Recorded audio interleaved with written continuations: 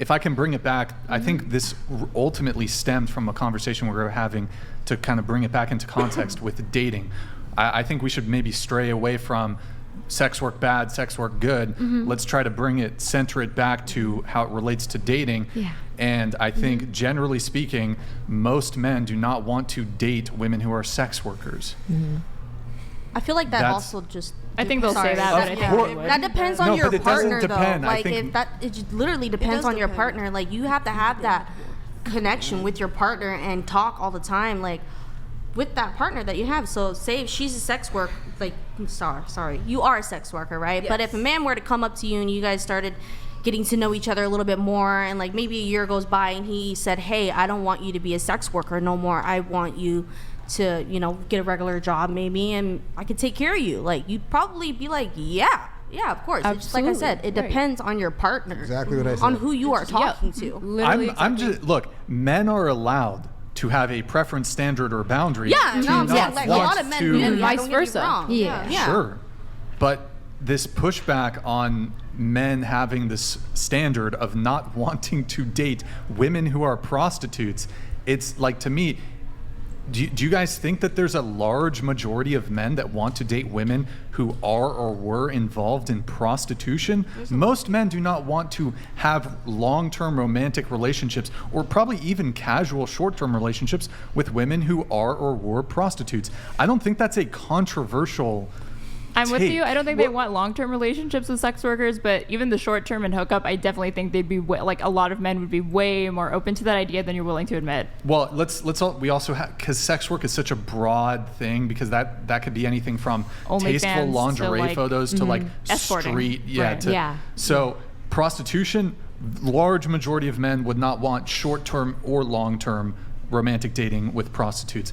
OnlyFans, porn, it's probably a higher proportion of men, and we can go on from I think there, they'll say that, but things change, Like, people, like, they'll go in thinking, like, even if it's short-term or whatever, you don't really choose who you fall in love with. I think it's entirely possible, like, guys fall in love with strippers and sex workers all the time. And there's been, like, successful men that have married and or dated girls that are in the sex work industry. That's an L. That's a big L for the dude. That's a huge L. And you may think that, but to others, not so much. Can I ask you a question? Sure. What's your purpose of having girls like them on the show? What do you mean? What's the reason that you bring like a whole bunch of girls, sex workers, and just like cute girls? What's your purpose of bringing them on the show? I actually don't mean this. I don't mean this. I don't mean this. Like let's. But I'm just trying to understand something. For arguments like this. Because it gets attention. And no. Because you could be having these conversations with people that are dressed differently and not showing off their boobs and everything else, and less people would watch, and you'd make less money, right? Like, that's how it works. So everyone's playing a game to a certain extent. I don't mean that judgy to you. I really don't. But I'm trying to understand, like, the nature of you have these girls here. Sure. There's a reason you bring them on, right?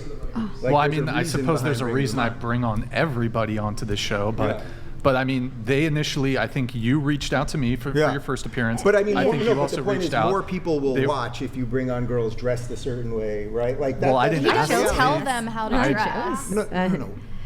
He's making there's a lot of boobs at this table, like, right? Like, there's a reason for that. I mean, you should be asking them why they dress the way they do, not me. But Grid One Motorsports donated $100. Decaying morals is a decaying society.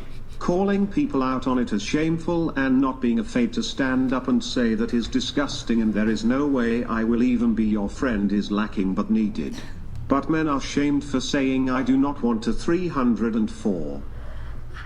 I have a question. Yeah.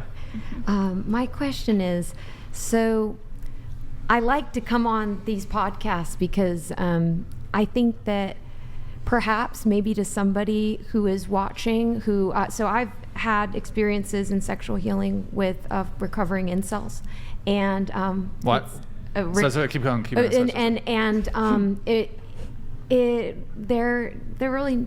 The people that I've met, I've had experiences with them, and I think that, is that a healthy place for them to go, like a brothel, in a sense where it's safe. Nobody's going to claim anything against them. Nobody's going to do anything against them. They can get their needs met, and it's a legal, safe place rather than like, they go on the internet to find something and then all of a sudden it's a man in like Timbuktu or something. And I think that it's healthy for the brothel, to be there for these men that just want and have that experience and that genuine experience. I think it could be truthfully, I'm not even sure that I don't even think that I'm against legal prostitution. Yeah. But when it comes to dating, I would advise men not to date women who are involved in sex work. Me personally, I would not want to date a woman who is involved in sex work. I think it's a perfectly reasonable and valid standard of preference to have. It's not so much that I'm maybe it's more so Mary that might have an issue with it, but I honestly, like, I don't know if I have really an issue with illegal prostitution, but purely from like, hey, saying it's okay for men to not want to date women who are involved in. No, they choose. I think men are entitled to have their preferences when it comes to who they date.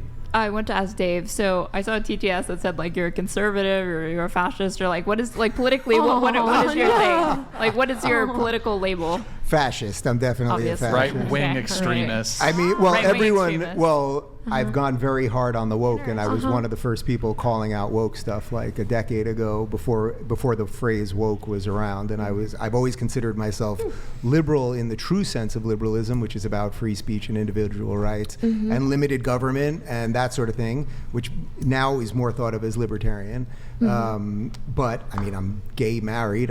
I would say I'm begrudgingly pro-choice. Who did you vote for in the last election? I voted for Trump last time, and the one before I voted for Gary Johnson, who was the pothead libertarian. The libertarian. Yes. So you supported the GOP. Yeah. Do you think like most conservatives like have the view on sex work that you do, and like kind of this laissez-faire attitude of like even if I'd say I'm more on the libertarian side of probably what a Republican is, but I know that some people have issues with my life, right? So like the exchange you have in a free society is that you have to grant. Again, you can have an ideal of what you want society to be, and that ideal is what you should try to do, I think, in your home and your community and everything else. But in a pluralistic society where we have 350 million people that are every color and religion and have every thought process and philosophy, you got to figure out a system that is going to allow people to live as they wish, and sometimes you're not going to like it. So which candidate are you going to like support in this? I live in Florida. I mean, I think DeSantis is probably the best candidate we've had in modern times. I feel like if you're talking about libertarian values, I feel like DeSantis has some of the worst record when it comes to that. How do you mean? Just because he is his abortion ban in his state. Like, did you support the abortion ban? So the abortion ban is the one thing that I personally disagree with him. Florida had 15 weeks, which I'm fine with. Look, first off, it's a much bigger topic